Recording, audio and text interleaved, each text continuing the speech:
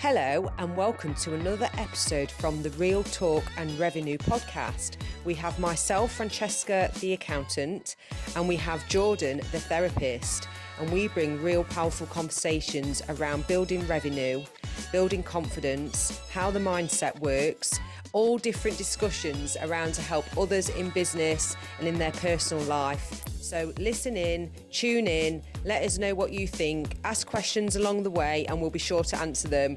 Enjoy. Corporate role. So this is going to be episode 39. Oh, nearly at 40. Which is a sweet number. I think when we hit 52, it's like 50, we've done a year. Oh yeah, that's weird though, because in a way it feels like we've been doing it longer than a year. It feels like we've been doing it for years and years and years, which is scary. Let me just make sure I can drink this. It does. She's done it again. Oh, it's because she's tired, isn't it again? Not put your syrup in. Look at your face. They're absolutely gutted. I mean, mine's fantastic, but... Shall I just run and get some sweetener in it? Go on. You might just feed people with some sort of Got your snotty tissue left on the seat. Oh. Well, mine's sensational. I'll say that. Thanks, Lib. Banana bread matcha. Oh, so good. Can hear all the doors going. You'll be slamming the door. Yeah, running through.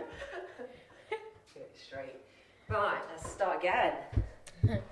What was we saying? I can't remember. Oh, a year. Nearly a year. Yeah, nearly a year in podcast. Well, we've probably been doing it more than a year because we had some, like you were on holiday, but we haven't missed a week, have we? So...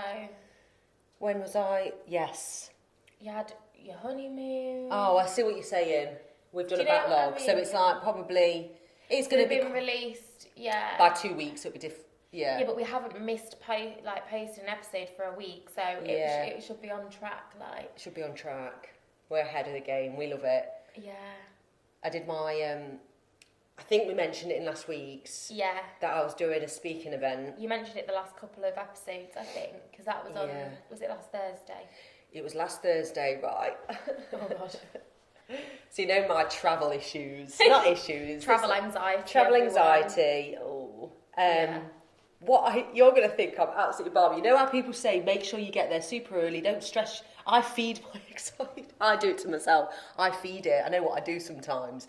You know, rather than travelling in the morning to get there a good time. Yeah. I left, bearing in mind my speaking event is at 2. Yeah. I had to be there for 1:45 to get mic'd up. Yeah.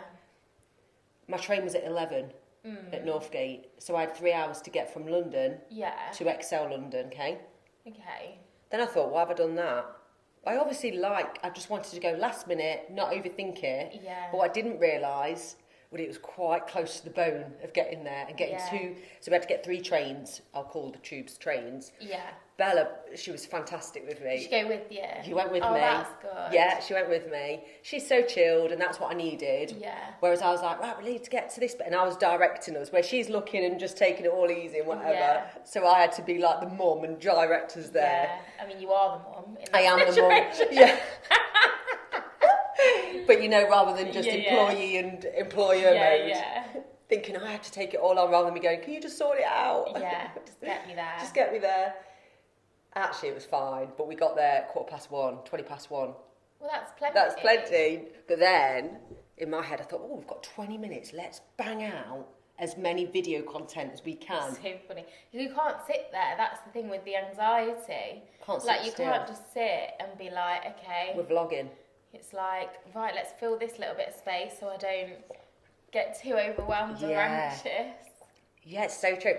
And when I got in there, because I'm so used to going for the whole day, then speaking, I had so much energy. Yeah.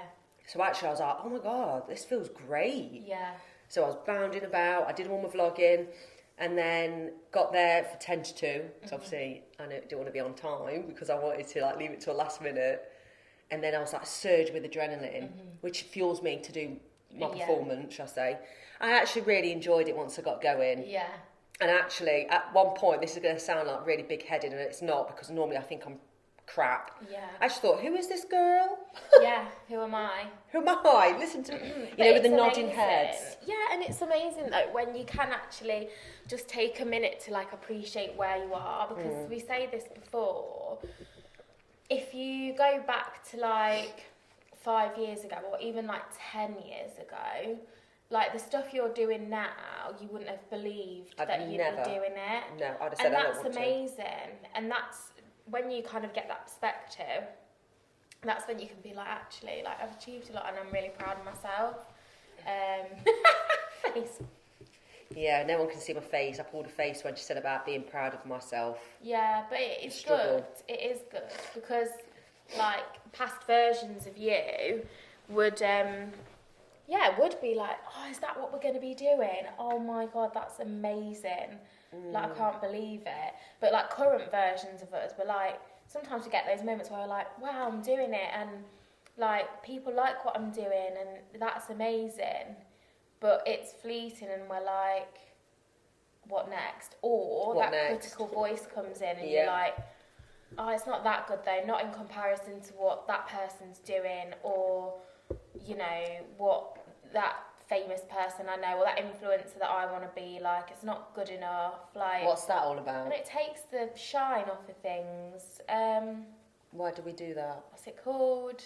There's a name for it. Oh, that's really annoying me. I need to know this name now. Come on. It's so annoying. It's going to come to you. So it's not comparison. I'm going to have to Google it because that's so really it's a term. Gonna piss me off. There's a term for this. Hay fever's well and truly kicking in. Is it not coming up easy? No, it's the hedonic treadmill. Ooh, that's a bit random. And like, I've heard that loads, but that's not what I'm referring to.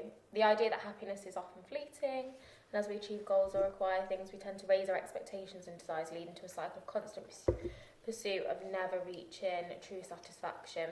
That's not what I'm referring to, though. I'll bring it back to next time, I'll find it. But yeah, like, just constantly wanting the next thing and, like, not dismissing, but, like, minimising where you're at, do you know what I mean? And like we said, in comparing yourself to others, which at times can be helpful if it gives you a bit of inspiration, but not if you're using it to discredit what you've done and what you've achieved and what you're doing now. Yeah, that's so interesting. When it's actually amazing. And like I say, if you look at where you were like 5-10 years ago, like as an employee, oh yeah, it's not that long ago, like, really. Oh wow, yeah, my own business with my own employees and building like a team that I'm really proud of, and building my personal development's the main. Yeah. I think what I'm learning as well with public speaking, more people can do it than they realise. That's for one. Yeah. The best speakers, in my opinion, aren't just fact-driven. They tell stories. Yeah, I love stories. I love a story, and they're very warm and open and honest. Yeah. And when that's how I've always wanted to speak. But even doing that is very vulnerable. Yes, and I think that is the key, isn't it? Yeah. Like, being vulnerable, being real and honest, rather than trying to present this polished version of yourself that you've got it all together and that's why you are where you are. People want to hear relatable things so that they can see themselves in your position. Yeah. People don't want to see, like, this perfectionist that's done everything right and, you know, not had worries or any hiccups along the way, or not to be like rude or have just had things handed to them, because then it doesn't feel achievable for them. They're like, well, I can't do that then because I haven't had the same opportunities or whatever. Well, I'm not saying that you have to have exactly the same pathway, but when you hear about someone that's like, got knocked back here and there, which is, I think most of us, like, had this situation that was really hard, but just like we mentioned Simon Cowden because he's done a lot of interviews recently, and his story of going like bankrupt and stuff like that. Like hearing those things, it's not like reveling in people's failures or misery. It's being like, oh, they've had like real roadblocks and challenges, and they've still managed to make like a success of themselves. So I can make a success of myself in a way that works for me, or whatever success looks like for me can be attainable. Yeah, it's so true. And it's interesting because even, where did I go the other day? Hayley Bunch, Belle Beauty. I've been speaking to her for a few years. Yeah, I love going to her for facials. Yeah. My favourite. I don't go enough. I wish I could go every week. I know that she's brewing for a massive change in her business, and we had a chat about it, and I will absolutely love to help her get to where she needs to be. Yeah. And the reason why I'm so confident in that is because of actually doing some of the key challenges. And the main thing is that fear of making a wrong decision. Yeah. Some people can't make any decision. The risk, but not... sometimes a decision is better than no decision. Yeah. And also to reassure people, you don't have to necessarily go out public speaking. No. It's not about, right, now you're a business owner, make sure you go out and public speak and that's your job. Absolutely not. I think what holds people back is imposter syndrome. Whether it be wanting to do like a speaking event, or whether it be wanting to run a retreat or stuff like that, imposter syndrome is what makes you go, but who am I to give advice? Like, who am I to like offer something to people? Like, never quite feeling like you're qualified enough, or you've got enough experience, or this or that. Do you know what I mean? And you've got to do it anyway. Yeah. Because you'll never feel like you're enough. Do you know what I mean? Like, you can have all the qualifications in the world. Yeah.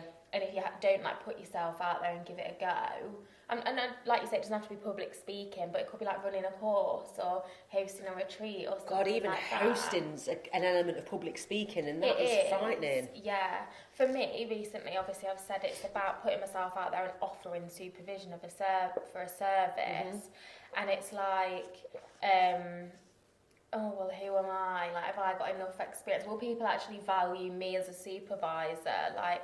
And I've had like 3 new people, like sign up, if you like. Oh wow! For me to be their supervisor, which, you know, as a small single business owner, like on my own without employees, with a caseload that's fairly small because of family life, like that's significant, really, in the grand scheme of things. Like, and you shared that you wanted to do that, and you're doing it. You shared it on here. How long ago? Probably ages ago, like, because I've been speaking about it for about 2 years. So, yeah, that's exciting. But it's things like that, like, it's easy to not do it because what if people think like I'm rubbish or this or that, and I've had like some really good feedback. Is it people, or is it friends, or is it family? No, it's actually not friends or family. I think it's more about like, the service that I offer. It's that classic, like, I don't want to overpromise and underdeliver.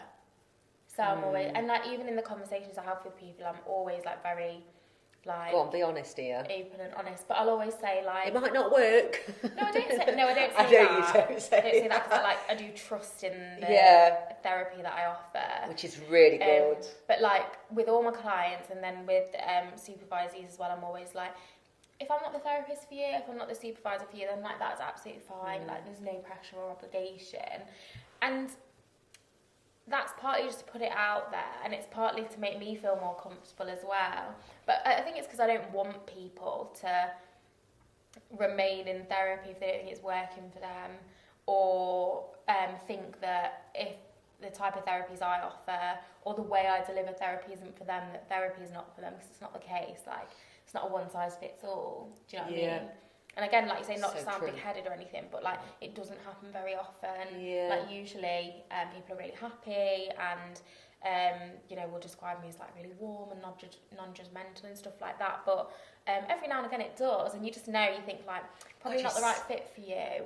I know, it's so true, and it's interesting because we've had these conversations over the years with not your abilities, because I think you're amazing at it, but I know there's always that element. Anyone that I speak to as a business owner, maybe I'm not good at sales. I had that conversation.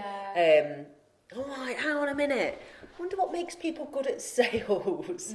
And we go to this thing again where you think, well, it's so easy to go, I'll just hire somebody else, you know, with our sort of businesses. But with yourself, like, it's interesting because you are good with what you do, but with the right clientele. Yeah. You can't really have someone that's a mismatch because they probably won't be good for you. You've had a mismatch before. I've had a few, whether it be like something that's very like specialist and sort of out of my like clinical skill set, or whether it's just like a personality thing. Yeah. But it's funny because sometimes I'll feel that and the other person won't. Do you know what I mean? And they might like still value it and keep coming and stuff. But I think I'm not as comfortable working with this presentation or. But it's interesting. It's good to reflect on that stuff. Like, okay, well, like, what kind of people do I feel more comfortable around? And again, it's like people that are similar to me. They're like quite warm and engaging and stuff like that. And not everybody is, and that's fine. People are different, and it can be for different reasons. Like some people are very guarded because of like trauma or experiences and stuff like that. And obviously that's something that they're coming to work on as well. I've had that before. A lot. And you can sometimes overcompensate yourself. Yeah, all the time. And be not unhappy. Sometimes if you overcompensate what you really want to do. Yeah. I think that's what I'm going through now. So obviously I did the speaking thing. But I am doing a lot of things that I don't really want to be doing still. I did share a post on LinkedIn. I don't know if you don't really go on LinkedIn, do you? No, I literally have got notifications racking up. Nothing obviously important, but just looking at it like, I don't want to go on there. I know what you're saying. I'm not familiar with it. Maybe I will at some point. But. Yeah. There's stuff I think there's stuff I really want to be doing. But I'm caught up in the change at Future Cloud Accounting because it was kind of my vision and drive, but the team support of that to get to that, the seniors obviously, and then feeling like I'm overcompensating for others and clients and probably caring a bit too much. Yeah, that's hard when you do care. And some people don't work how I work, and I need to be okay with that, but I'm struggling with that bit. Yeah. Do you know what I'm saying? It's really odd. And then I'm trying to stay in my own lane and let others develop, make the mistakes, learn from them, which is great. It's a control thing, isn't it? Like being able to like let go of that control, and like sit with the uncertainty of like what's the other side of that mistake, like especially when like it's your business and your baby. It's like you don't want everything to be perfect, to be as close to perfect as it can be, and and it's hard because you could have like the best team in the world, but it's still like not their business, so it's never going to be the same. Is it? No, it is different. It is just different because like it's your brand, it's your reputation, and people can really drive it forward with you and really care about that. And they do care, and they do want to. They like me going out and about and doing those sorts of things. I think I'm really appreciative of that. And I love the fact that one of the team members will say our accounts, this, and I know who that is. No, actually, she will say that. I was on about someone else in my mind, which is you knew exactly who I was thinking. Yeah, which is funny. And potentially they'll be listening. They do that naturally, but there's someone else that does it, and I think, okay. Yeah, it's nice. It is. I want that more rather than. Well, that's it. Yeah, like our team. Yeah. So with the public speaking fear, so the only way I overcome it, just to shed some light, was the first one I did wasn't perfect, let's say. That's interesting because people will be like, oh, well, I won't do it unless I know I'm going to get, the best result or whatever. You can never know that, though. That's the thing. I never know. I rush. Step into the uncertainty, or actually won't do it. You've got to try it and do it, but you know how much better I am now to that first one 3 years ago. I'm like, oh, wow, how did I... You've got to get over that. And it's always like with you, having no system at the beginning of your business and realising, oh my God, I need this to be more efficient, or I need this, and scared to pay for something because, I know best and I'm going to do it myself. And it's like the same with public speaking. You've actually got to get really painfully uncomfortable. Although some people do say they find it easy. I'm like, really? And we said this before. But that was part of my personal development, even though I don't think many want to do it. I think once they've established a business and they want to be seen as a thought leader, I do think it's... And I didn't know what a thought leader was. I know that sounds ridiculous. No, it's all these terms, isn't it? Thought leader? What is that? Yeah. I thought they were... I don't actually know what I thought. Yeah, just like, what does that even mean? Yeah. Yeah, I know what you mean, yeah. And then it's like, oh, right, I am then, because I've built something on LinkedIn and I've got quite a lot of followers as an accountant, and I say it how it is, I say how I build my business. Yeah. Been very open, and I thought, oh my God, a thought leader is sharing their thoughts in the industry. Yeah. So obvious now. So yeah, I think people hold themselves back. Mm-hmm. And I also wish, and I'm not just bigging you up, well I am a little bit, but I'm not just selling you.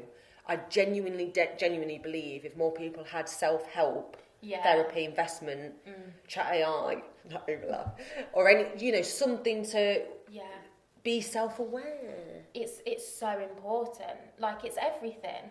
It is, it's and everything. I think what we'll do next week is that's probably a good topic on how to be more self-aware. Yeah. Because I had to look inward and it was so cringing, it was so hard. Yeah. I'm going to share this. My friend Holly, who I've been friends with since, and she's probably not listening to this actually, I can't imagine her. Friends since she was 18, so she's 30, I'm 40. So 12 years, long time, worked together. Now, she's been honest with me that I can be direct in my approach, you know this already.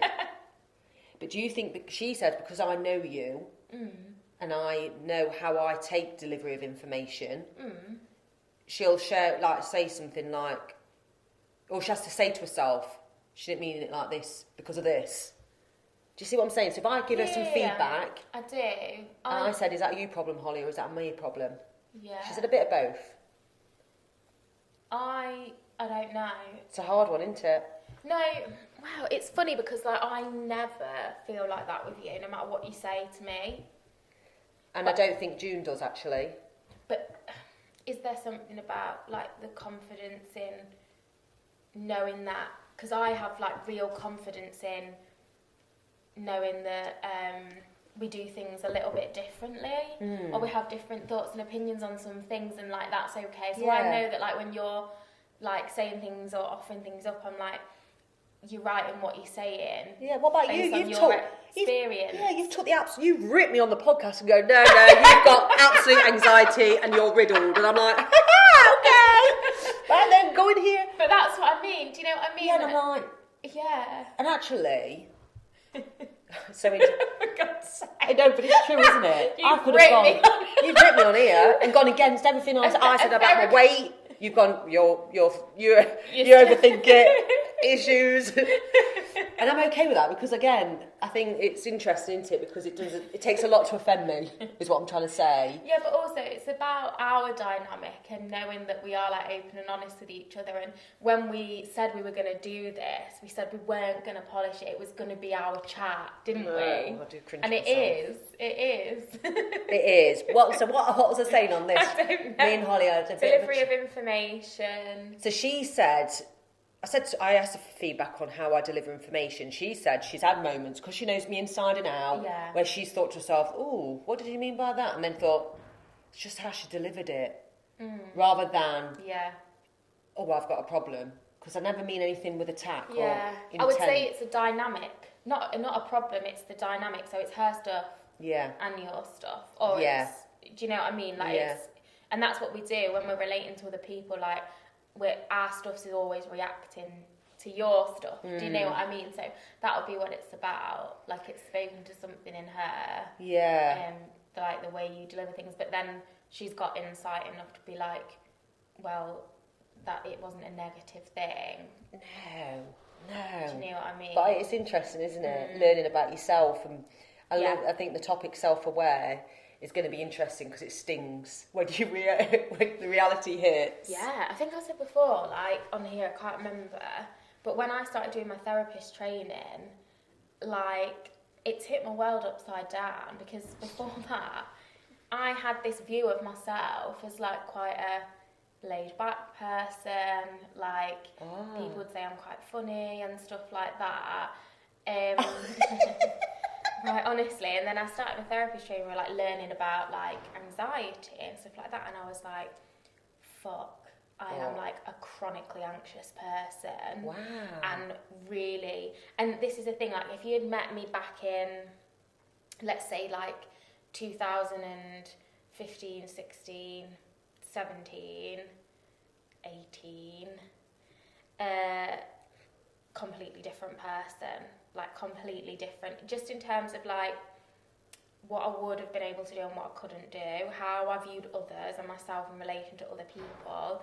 Like I couldn't even go to like certain social things because of like the level of anxiety it would bring up for him. It wasn't that I had social anxiety necessarily. I had generalised anxiety, like badly. Would worry about everything, like catastrophise everything. I wouldn't go out for a walk or anything like that.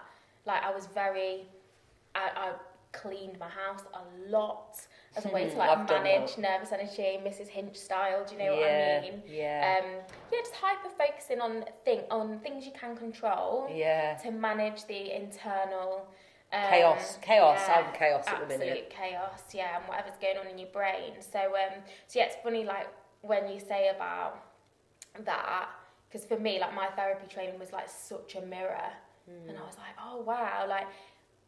I can't believe I ever thought I was like really chill and laid back. And I might have come across that way in some situations, but it was absolutely not the case. Like I had to feel like I was in control at all times. Like complete perfectionist, really intolerant of uncertainty, which is why I wouldn't go into new situations because I didn't know how things were going to pan out. Like so true, isn't it? Do you know what I mean? And then I remember like, so for me, like becoming a therapist has like also been like the making of me as well, because you can absorb everything you're learning and apply it in your own life. Yeah, and like, that's so good. It's amazing. Do you know what I mean? Yeah, no, that's so good. I know we've gone off tangents. Yeah, sorry. As always. No, it's fine. I enjoy this. No, the thing is, like, if you've been here a while, you'll know this is what happened. And I hope people are screaming at the listening. It's not screaming at the screen. Screaming at the podcast, going, "Oh God, I do that. I relate. Yeah. I'm learning about that." So that's why I think it's going to lead beautifully into a self-aware podcast. Yeah.